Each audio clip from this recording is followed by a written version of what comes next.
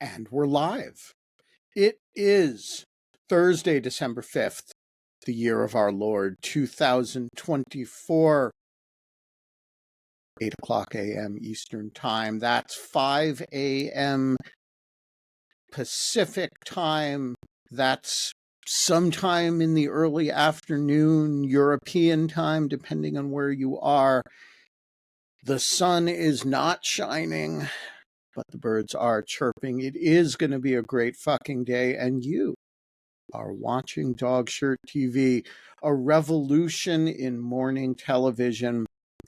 Let's do the news today. The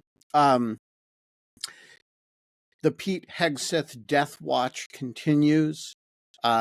He's hanging on, bit in a coma, but he's hanging on for now as the news about him keeps trickling out. I heard yesterday that he had assured a senator he would stop drinking if confirmed, which I like that. That's kind of like the bargaining part of negotiation with death and grieving and stuff. So keep it up, Pete. Hang in there another few days. It's not a good death watch unless there are elements of suspense. Will he pull it out? Will he recover? Bitcoin has hit $100,000. And let me tell you, I used to own not one, not two, not three, not four, not 5, 6, 7, 8, or 9, but 10 Bitcoins. And I sold them when they achieved the ripe old price of $1,000 because I said to myself, this is a ridiculous scam that has no legitimate use case and no use case other than crime and speculation and money laundering. And so I got rid of my Bitcoin because I had only really bought them as an experiment so that I could learn how cryptocurrency worked and and I sold them. And if I had held on to them today, those 10 Bitcoin would this morning be worth $1 million. But you know what? I do not repent selling them because Bitcoin is still a scam that has no use case other than crime and speculation and making crypto bros rich, while it deprives regular people of their money that they could be investing in things that would actually help them in life and that were productive and had value. And eventually, and I do not know how long it will take, Bitcoin's value will resolve to something like zero because it is actually not worth anything. And when it does, I will have looked wise to sell my Bitcoin at $1,000 when the total value of them was about 10 grand instead of $1 million, which is what that would be worth today. And I'm not kicking myself at all for failing to stick with the scam a little bit longer than I did. I am now the proud owner of not one, not two, but 3 separate children's books by Kash Patel, part of the very important Plot Against the King series. I will be writing my column about these literary masterpieces, which have not gotten enough attention, I have to tell you, this afternoon. We don't have a guest today. I appear not to have a co-host today.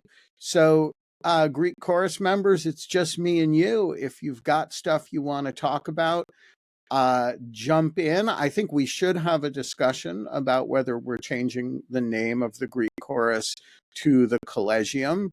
If people have thoughts about that, I'm eager to discuss. If people have thoughts about Pete Hegseth Death Watch, I am eager to discuss. If people have thoughts about other things not on the agenda. The price of Bitcoin, whether I should have hung on to my Bitcoin and, been worth $1 million in Bitcoin this morning. Bring it on. And it's going to be a great fucking day. So there you go. A couple of programming notes. You might have seen on Dog Shirt Daily last night that we have a Sol Invictus sale going on Dog Shirt Daily. What, you ask, is Sol Invictus? Well, Sol Invictus is an awesome sun god of the late Roman period. The cult of Sol Invictus produced some good inscriptions, produced some neat stuff. Also produced Christmas Day, because the birthday of Sol Invictus was, in fact, I mean, not in fact, because, sun gods, myths, whatever. But Sol Invictus was a December 25th child, and the Feast of Sol Invictus, which eventually morphed into the birthday of Jesus Christ, December 25th. The cult of Sol Invictus kind of coexisted with early Christianity for a while.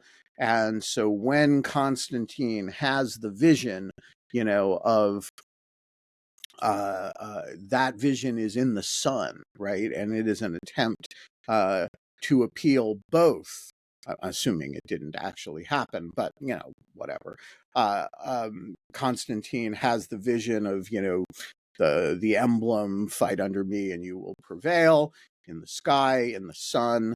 And it is both an appeal to the Christians and the Sol Invictus people. So we are having a Sol Invictus sale on Dog Shirt Daily subscriptions, which includes, of course, membership in the Collegium, the right to show up here and not ask questions and, leave me hanging and talking by myself for a full hour, which I can do.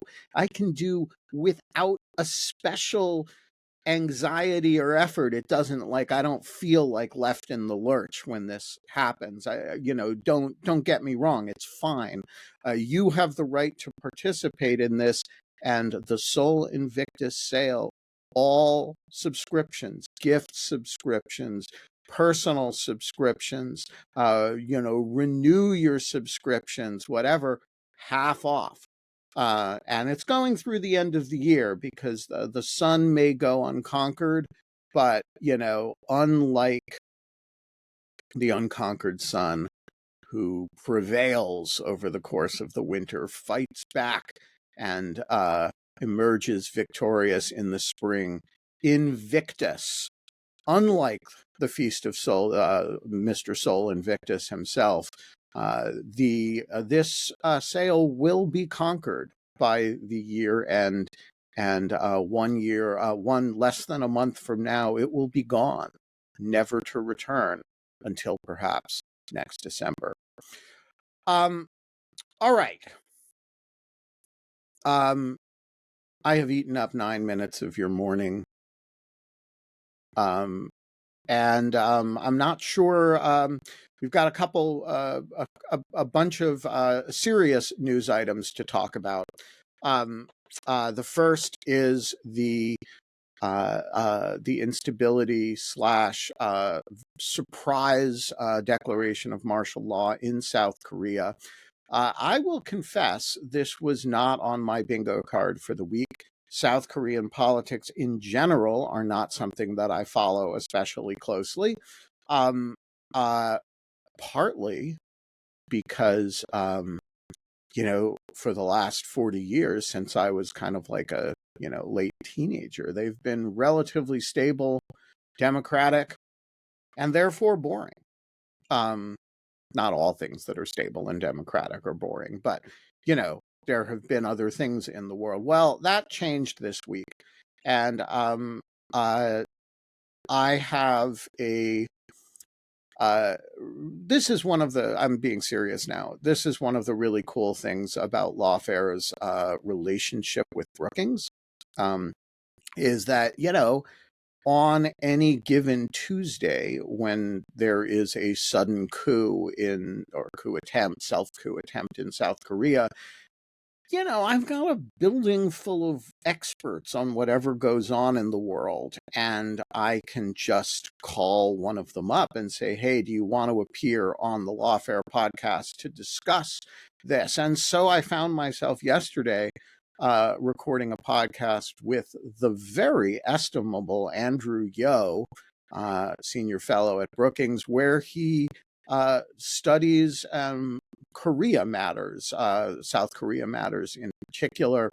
And we had a long and detailed conversation about the political crisis in South Korea, what the background to it is, and also where it's likely to go. And I actually found the background really interesting, because apparently, while I was not looking, South Korean politics have become polarized in somewhat the way US politics have become polarized, and sort of deeply, deeply divided in a very tribal fashion.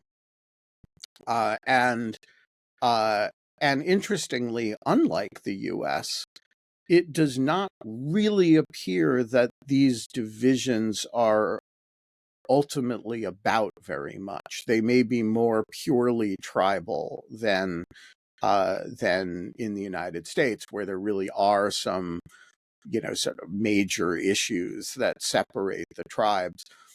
So I found this conversation, which, covered not merely the events of the week, but also some of the underlying divisions in South Korea, to be really informative and useful, and I think you may find it so as well. We also had on Lawfare, which I was recorded and ran the day before, but I didn't listen to until yesterday, an amazing conversation between Dan Byman, who is formerly of Brookings, but now of CSIS, but one of Lawfare's foreign policy editors, between Dan Byman and Charles Lister of the Middle East Institute, about the Syrian offensive by the rebels, and about basically what's been going on in the Syrian civil war, while, again, nobody has been looking. Really, really good conversation that just gives a kind of a quite detailed sense of where the different factions are now, who controls what, and what their relationships are, and also how impressive this rebel groups, this formerly Al-Qaeda rebel groups' modernization and technical development has been. So, two Lawfare podcasts of the last few days that you really should listen to. There is also one that I have not yet listened to about Ukrainian NATO membership, which sometime Dogshirt TV co-host Anastasia Lapatina recorded with Mary Surratt. But I actually am behind and have not listened to that one yet. I will do today, between reading between reading children's books by Kash Patel. All right, still up here by myself, used up 14 minutes and 30 seconds of the hour. I can keep going, but if you guys want to break in any time, my voice would thank you. Let me take a sip of coffee. This brings me to the subject of my next discussion, which I'm going to do before I turn things over to Laura. because otherwise I'm going to forget. And that is today at 4:00. The last Trump Trials and Tribulations live stream will be taking place. There will be, it's going to be the whole gang, and it's the last one. We're gonna bid farewell to the series. There will be other Lawfare live series will continue, will undoubtedly be born, but it is hard to have Trump Trials and Tribulations with no Trump trials. And by the way, no tribulations. We were going to turn. We were debating whether we should turn Trump Trials and Tribulations into Trump putting people on trials and tribulations. But we decided that was premature. We should give him a chance to govern as a statesman and to, abandon everything that he's said. But anyway, 4:00 today, in the usual spot, and we will bid a tearful farewell. Laura, what is on your mind this morning? Hi.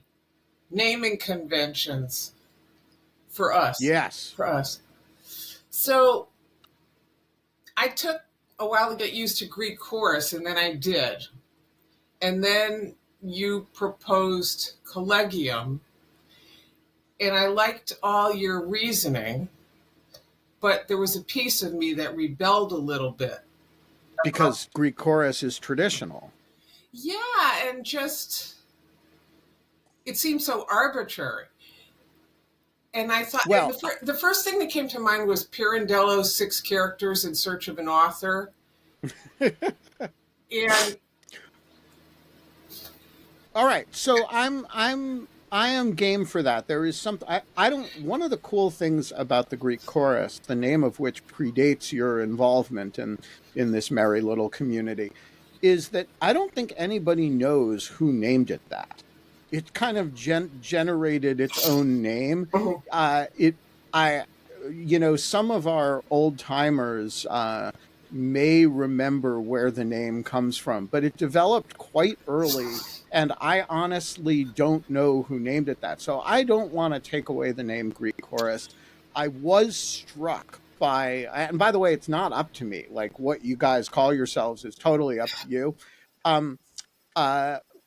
I was struck when Sarah Bond was talking about the Collegia, how accurately it describes the Greek chorus. And then I was thinking, wait a minute, is this a Greek chorus? Not really, because a Greek chorus intones everything together, right?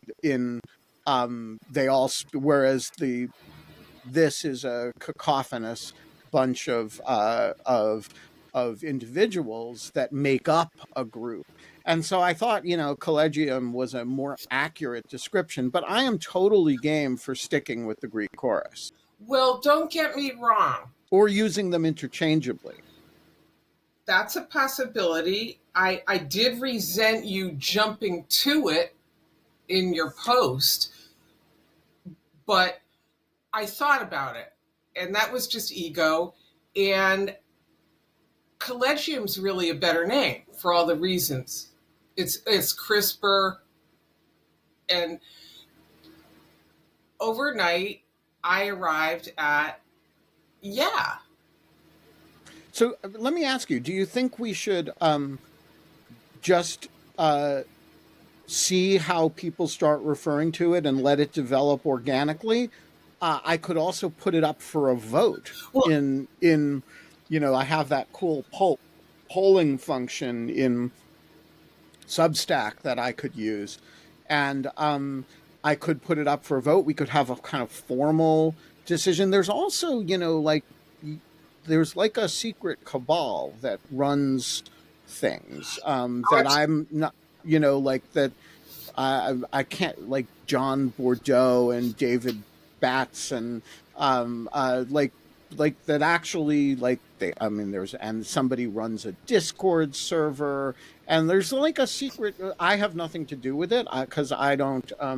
But there is like this I don't know. I don't know what to call it. It's the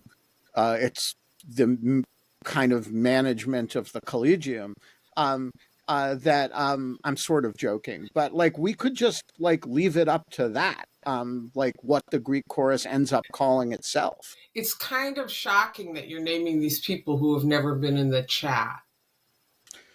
Oh, so number one, um, people are the these people are, first of all, they have been, but secondly Oh, I mean, they're never in my time. Yeah. yeah, I mean there are there is a group of people who, when this show was in lieu of fun and were and was at a different time, when was not when people are driving to work or just waking up or whatever, were there every day for 2 years. And that group of people, it has John Hawkinson was definitely one of those people, and there's a bunch of Richard Wattenbarger. There's a bunch of people who are,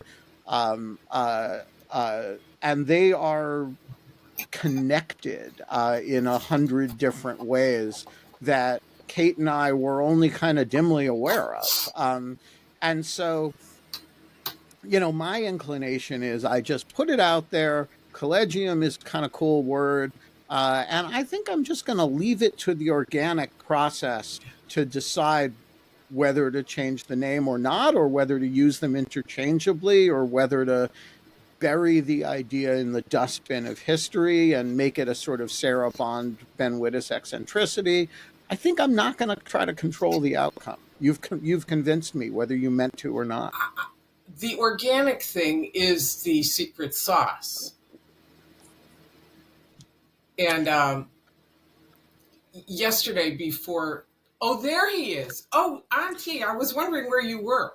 So, Antti is one of the super old time, I mean, like near the beginning of In Lieu of Fun. And Antti, because he's, I think, 7 hours ahead of us. When we were at 5 o'clock, it was like a midnight thing for Antti. It took real commitment to be there every day. So, Antti, what do you think? Greek chorus or Collegium? I think I'm in the, let it naturally develop. Let it percolate. Yeah. What's on your mind this morning? Well, I mean, it occurred to me that because I definitely won't be able to join tomorrow, I'm not sure if there is a show tomorrow, presumably. Oh, yes. Yeah. So I wanted to... And there may even be a dramatic reading of one of the Kash Patel books. I'm just saying. May. May. I mean, I have to finish digesting their literary importance today and write up my thoughts on them. And then tomorrow we can really talk about the importance of these masterworks of children's literature. And presumably of their social pseudo community impact, and people are going to be surprised by what's in them. Let's put it that way. Yeah. So I mean, there's like two points. One is slightly hilarious, but the other one is more or less serious. Is that Finland actually has a birthday tomorrow? 107 years. And what is the traditional observance of Finland's birthday? Like it's a national holiday. So fireworks? Not really. No, I mean that's sort of exuberant for Finns. Yeah, just a bit, But I think the most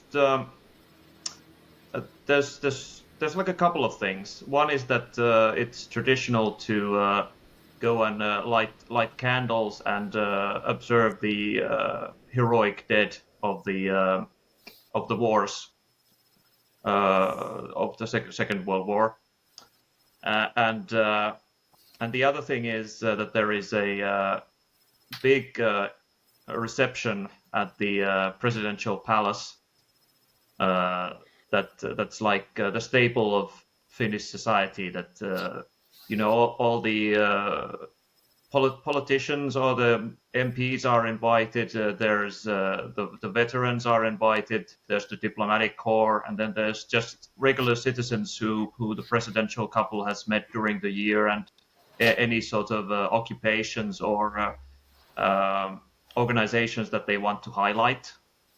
So, speaking as a representative of all of Finland for purposes of this show, how do you think the Finnish embassy would react to a laser projection, happy birthday Finland, on the surface of the embassy unannounced?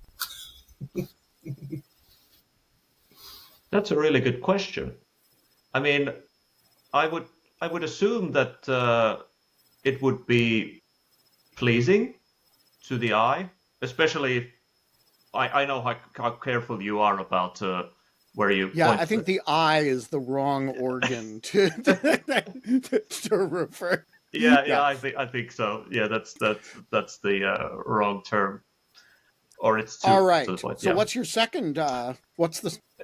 Yeah. So the second point is that you might have covered this already because I haven't been able to attend this week a whole lot. But what's your best guess as to what sort of position of power and influence Ric Grenell will have? Oh, I have not covered this. Really? No, because I've been, first of all, I've been in mourning for poor Rick, because, he's worked very hard to ingratiate himself to be, and I think he genuinely thought he was going to be Secretary of State or, something big. Yeah. And he's not. And he doesn't even seem to. And so, like, all the antics and all the ingratiation has not amounted to a big appointment for Rick. And I feel bad for him because, he's been trying so hard for so long. And so I'm worried about him. And I think, those of you who are still on Twitter should send extra foot pics to Rick for just out of sympathy. He doesn't seem to be on Blue Sky yet, so I can't send him foot pics. But y'all who are still on Twitter should make sure you get like maybe 2 feet in the picture instead of just one. Because he's hurting, and I really feel bad for Rick. Look, on a serious note, I don't think we have a good picture of what the actual decision criteria are for major nominations. So how much of it is that, I think what you can exclude is the way a normal administration of either the left or the right does these things, which is to say, what do we owe to Antti Ruokonen? Is he aligned on the policy objectives that we have for the relevant agency? Can he pass Senate scrutiny and an FBI background check, right? These are the questions that a normal administration asks. This transition is asking a different set of questions, and sometimes those questions seem to be more like, will the right people get offended by this nomination, right? Sometimes the questions seem to be more like, do I like the way he looks on television? Which is, I think, like a big one, right? Some of them, sometimes it's more, can I count on him to rat fuck the right people, right? Like there are a different set of questions that that are getting asked. And we also know very little about the process, which is maybe a generous word for it, but is the process as weird as Don Jr. brings up the name Matt Gaetz when Susie Wiles goes, is not in the right part of Air Force One, and so we get excited about Matt Gaetz, right? Is it really that unmethodical, or is there some decision criteria that is actually behind some of this? And there's clearly not a policy driven decision criteria, but so is Ric Grenell's exclusion so far a function of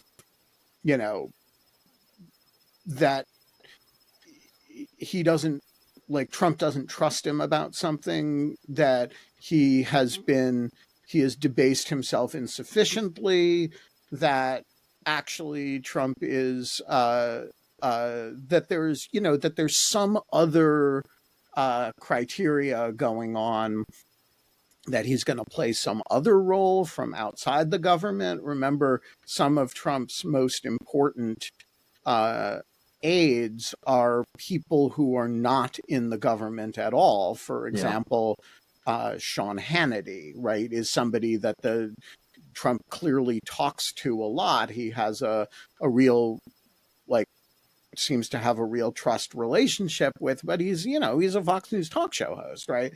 And so I don't know, in all seriousness, how to read the Ric Grenell shutout. I do think that Grenell is probably surprised by it. And the reason I say that is that there have been a number of reports that Grenell has been kind of offering people jobs, or, he clearly expected to be something important, and he's been, talking to people about what wasn't coming the ambassador to Germany? He was the ambassador to Germany, where he it's actually kind of hard to offend an entire country as ambassador. The ambassador to Denmark did the same, but that was really more of a Trump thing, because Trump wanted to buy Greenland, which it turns out Denmark was not that interested in selling. Who knew? Who knew? But Ric Grenell was really really pissed off. I think went door to door in Berlin, pissing people off. Right. And then he was recalled in order to become acting DNI, and sort of went door to door, pissing off members of the U.S. intelligence community. And so, he's a piece of work. And then, of course, accused me of having a foot fetish, which, look, I have many weird qualities. That is not one of them. I'm like, dog shirts. I mean, there's lots of things to legitimately accuse me of. I don't have a foot fetish. Maybe I'll acquire one, but and so, I don't know what's up with Rick. And there are other people in that department too.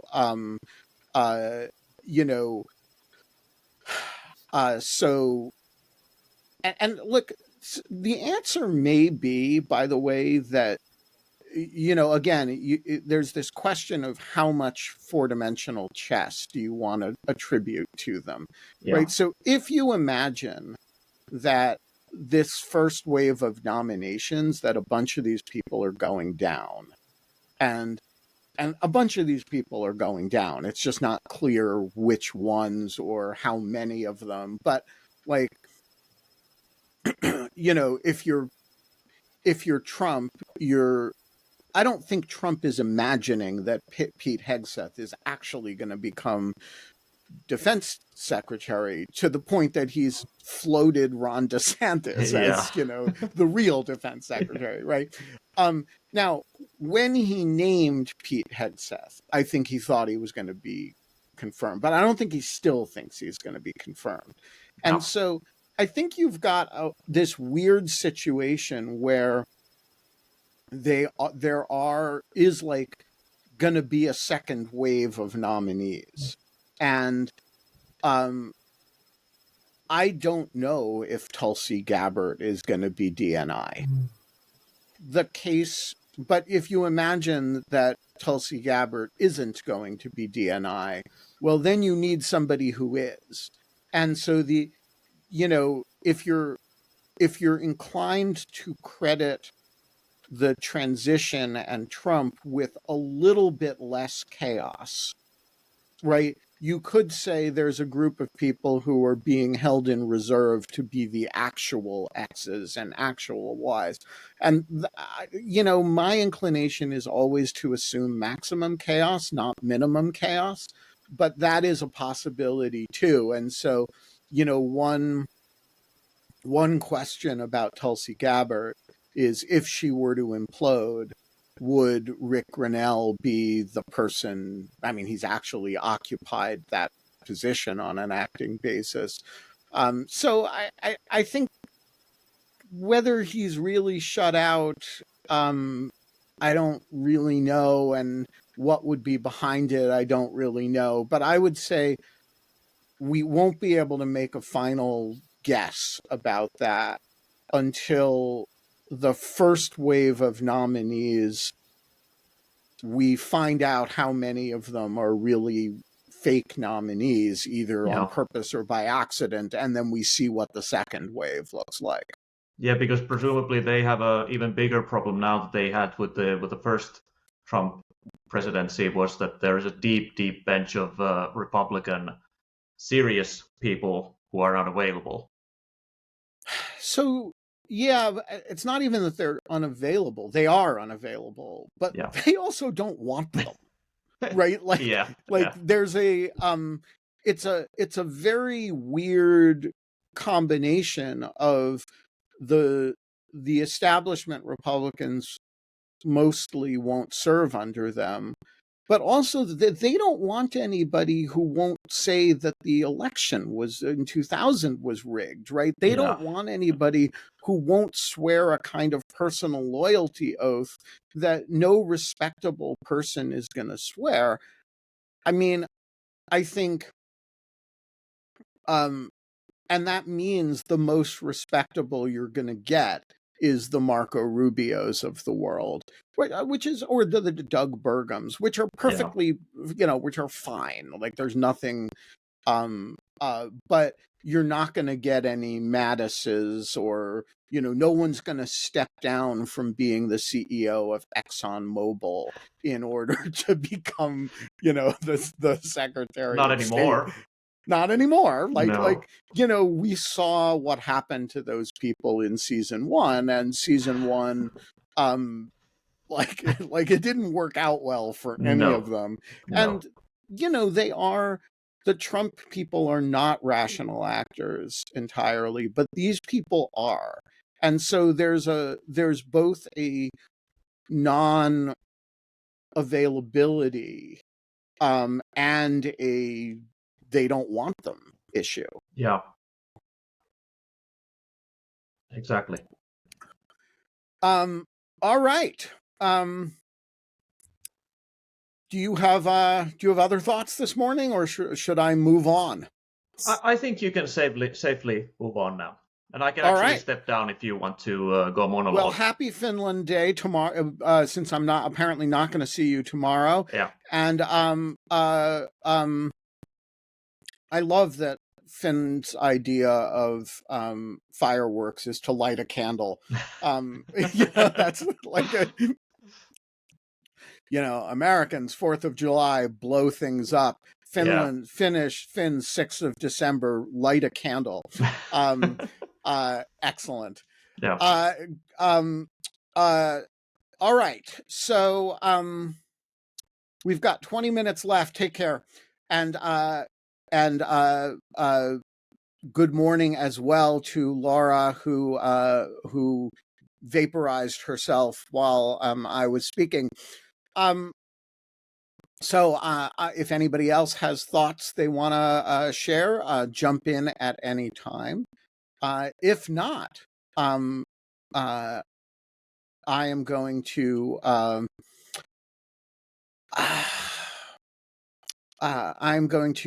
talk a little bit about what we can expect over the next few weeks. And this is actually an interesting little problem, because this would normally be the period of weeks in which a whole bunch of cabinet announcements happened. Those announcements have already happened, and this very much disrupts the sense of the timing of a normal presidential transition. So normally, this is precisely the period in which you would see, number one, a set of the major announcements, but number two, you would have the Senate, the process of confirmation kind of gearing up. You wouldn't see hearings yet, because that would wait for the new Congress to convene, but you would see a lot of the underlying work done. Trump has finally agreed to FBI background checks of his nominees, and so some part of that is going to happen. Now, that is going to be a very dicey process, because normally a certain amount of that vetting happens before a nomination, or somebody's announced publicly. And so, if you say get a nomination and it's wildly inappropriate, then you just don't announce the person, right? You move on to the next person. But we are going to learn, I want to suggest, a lot about a Pete Hegseth or a Tulsi Gabbard or Charles Kushner, right, who is, after all, a convicted felon, admittedly a pardoned one, but whose felonies will show up in an FBI background investigation, and who will, I am also confident that an FBI background investigation, just knowing something about them, will churn up all kinds of weird stuff about, say, an RFK Jr., because he's a weird guy who's been doing weird stuff for a long time. And so the FBI is, contrary to common mythology, pretty methodical about not leaking background check information. But these things do go to senators who are not. And so I think one of the things that you're going to see is a flood, and you've already seen this a little bit through things like the Jane Mayer story in the New Yorker, which I don't think was based on any FBI material. I think she just did reporting, right? But now what the FBI brings to the table is the ability to fan out a whole bunch of people to do background check interviews, to talk to very large numbers of people. They have resources to do this, and they're good at it. And those reports will go, among other things, to the relevant committees of jurisdiction with the reports about the nominees in time for hearings over them. Now, all of this is happening late because it should have been happening a month ago. But it will happen, and as it happens, there's going to be a whole lot new learned about these people. Now, that is an interesting thing, because you might ask, what new is there to learn about a Tulsi Gabbard, given that we already know from the public record, right, that she flew to Syria to meet with Bashar Assad, blah, blah, blah, right? She's been spouting Russian propaganda. I don't know. What I do know is that this is the sort of investigation that you normally, the sort of vetting that you normally do, at least partly, prior to a nomination and prior to an announcement, and that these are people pretty uniformly who've made some very weird choices in life. Remember, Charles Kushner was, convicted in an elaborate obstruction scam, witness tampering scam. The amount of stuff that the FBI could generate about people like, and Tulsi Gabbard's principal interest has been aligning her foreign policy views with some very extreme elements, whether, and so are there counterintelligence issues that you would think about with respect to somebody like Tulsi Gabbard? The answer is absolutely, right? Now, does that mean there is has been counterintelligence questions? No. But it means there are questions that you would ask if you were doing a background check here. And those questions now will be asked. Not all of it's going to come out because because some of it will involve classified stuff. Some of it, by the way, just, people won't make public because it's obnoxious, right? It's an invasion of somebody's privacy. It's and remember, some of these issues will have other people involved, some of whom may be completely innocent of anything, right? So a good process, and this will not be a good process, but it is a better process than having none. A good process will be sensitive to other people's privacy equities, to the nominee's dignity, to all kinds of things. That said, I think we are entering a period, you can imagine, for the next month in which there are going to be significant investigations of things that should have been investigated before and weren't, involving people who have, let's just say, made weird choices in life, from, in Pete Hegseth's case, all kinds of weird sexual choices, to, in Tulsi Gabbard's cases, meeting with Bashar Assad in the middle of the Syrian civil war, in Charles Kushner's case, to major felonies, and then and in Robert F. Kennedy's Jr.'s cases, God only knows what. And so I just think this is a period that is going to be super. And then Kash Patel as well. Of course, he can't be announced as a nominee except in the cosplay version until you remove the incumbent. So I'm not sure anything will start with Kash Patel, save for my reading his children's books immediately. So that is my sense. Over the next month, we're going to have a lull because we're not going to have the daily nominations announcements the way we have, but we're also going to have an acceleration in that there's going to be a lot of material that is going to start coming out as a result, quite legitimately, of these investigations that could have happened and should have happened before. Antti is back. What's on your mind, sir? Yeah, I was listening to you about the FBI background checks, and it occurred to me that I remember reading some weeks ago that there was some supposition that the incoming Trump team might even do away with the FBI background checks altogether. So they tried and they failed. And they failed, I think, because certain Republican senators made it clear that they weren't voting for people without. Lisa Murkowski said it publicly, that, but I think others made clear that you just can't nominate people for whom there are genuine fitness questions and not have and denude the process of our having any ability to know whom we're dealing with. And so the other day, let me actually pull up the story. The New York Times reported FBI background checks. New York Times.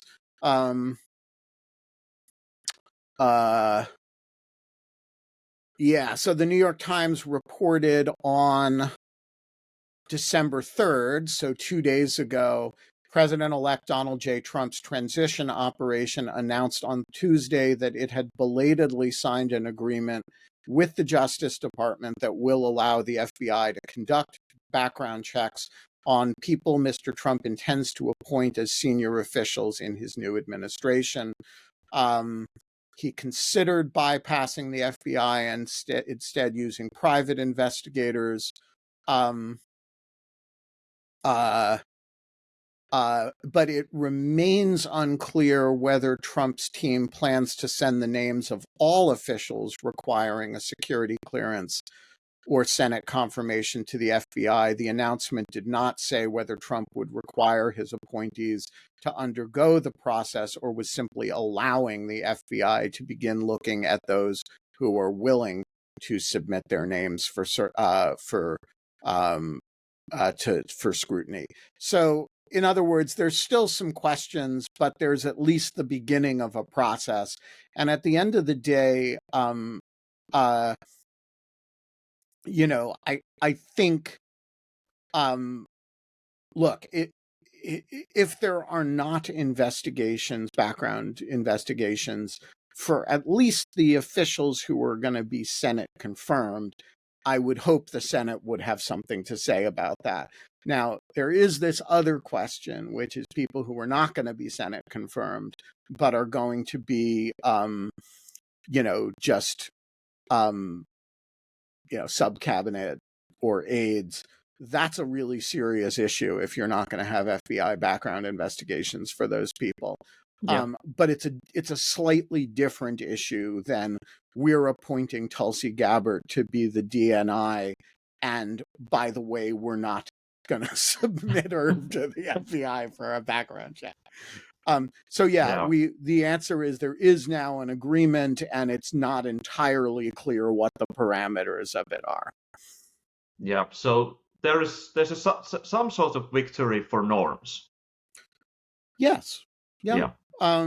That's good news. And I think and again, some sort of victory for the separation of powers, for the Senate saying, we have this capacity, we have this responsibility, and that doesn't mean that every senator has, done the right thing. It means that 47 Democrats plus 4 Republicans have made clear that this is something that the Senate still as an institution expects. And I think you'll only see in practice whether that means everybody, or whether that means everybody who gets Senate confirmation, or whether that means what that means about the 28-year-old who is going to be the aide de camp to Tulsi Gabbard, right? That's a different, because that person was never subject to Senate confirmation. And it's a little bit of a different thing. Yeah. Excellent. Thank you. Yep.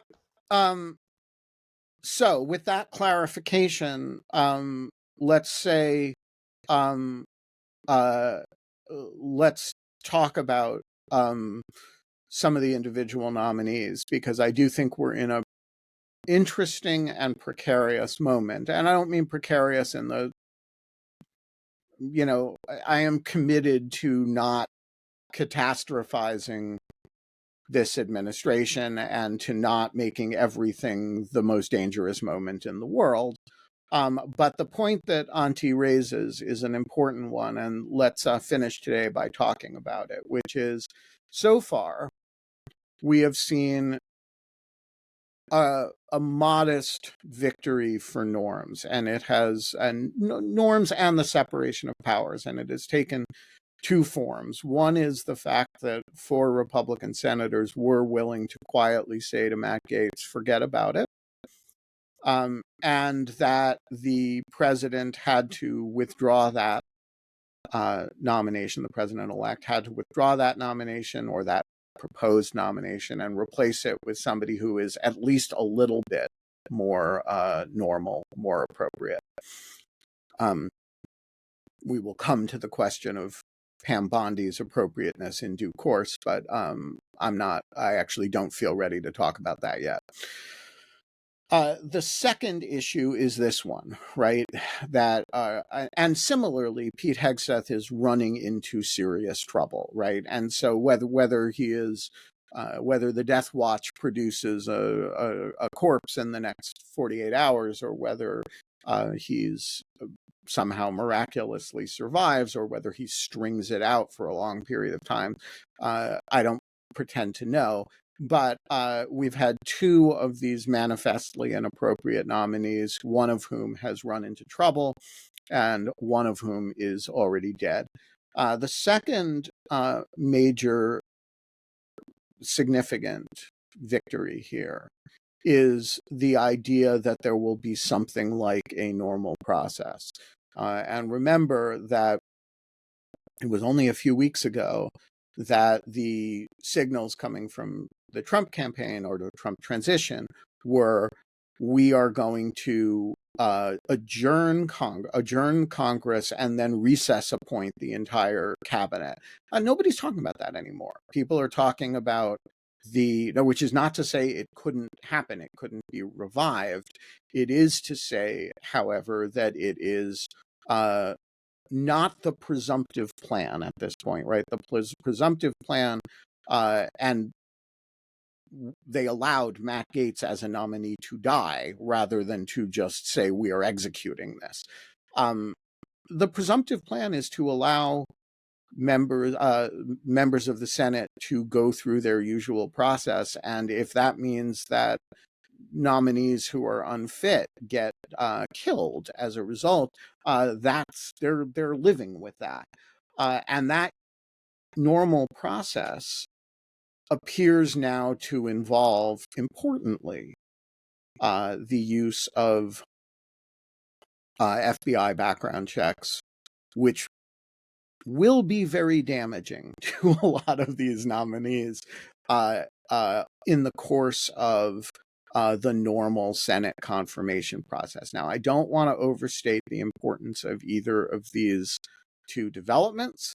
Both are modest victories in the context of a bad situation, but they are real.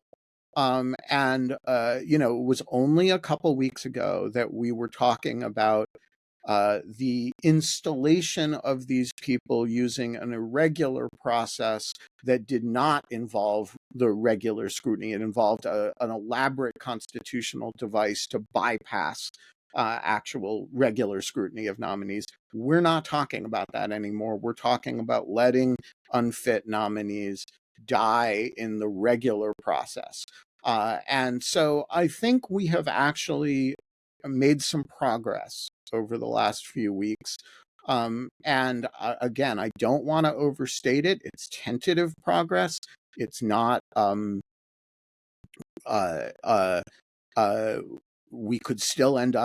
we will still end up with a very bad cabinet. We could end up with some disasters in the cabinet. We could end up with Kash Patel as FBI director. I do not want to say we're out of danger on this first front by any means, but we are, as Antti says, pushing the normal process, the normal means by which we select nominees, by which we scrutinize those nominees, and we're making sure that something like that normal process happens. Now, that normal process requires one thing, which is it requires a little bit of political courage among senators, the willingness to say no. And we're seeing glimmers of that, and that is important too. Are we out of the woods? Absolutely not. But are we in a better place than 2 weeks ago we imagined we might be? Yes. And I think this is important to notice. It's important to flag. It's important to talk about. And it's important to build on. All right, folks, keep the faith. Keep on smiling. Put on a dog shirt. And we will see you tomorrow.